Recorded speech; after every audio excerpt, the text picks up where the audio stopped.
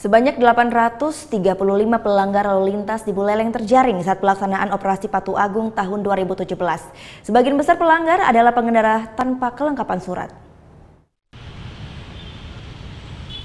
Operasi Patuh Agung 2017 yang digelar Satuan Lalu Lintas Kepolisian Republik Indonesia secara serentak di seluruh kota selama 4 hari dan berakhir kemarin menemukan banyak pelanggaran lalu lintas. Seperti yang terjadi di wilayah Buleleng, Satlantas Polres Buleleng menemukan sebanyak 835 pelanggaran lalu lintas pada operasi Patuh kemarin. Pelanggaran yang ditemui sebagian besar adalah pengendara tanpa kelengkapan surat.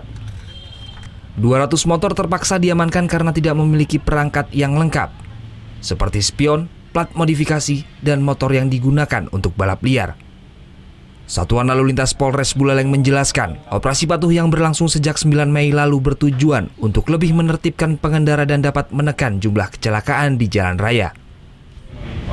Kemudian untuk angka kecelakaan sampai berakhirnya operasi terjadi 9 kasus, kemudian Astongkara tidak ada yang meninggal, ya, kemudian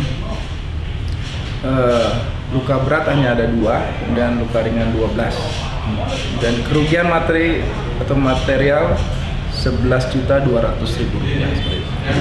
Jadi himbauan kami dari Satlantas Polres Buleleng bahwa selalu berhati-hati di jalan, ingat keselamatan diri sendiri, keselamatan orang lain, patuhi aturan berlalu lintas, jangan sampai melanggar, keluarga kita menunggu di rumah.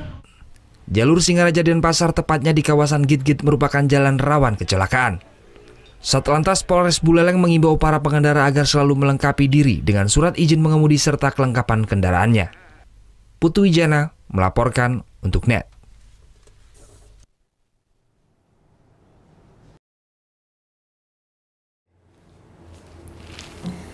Udah selesai kan nontonnya? Nah, jadi jangan lupa buat like, komen, dan subscribe ya.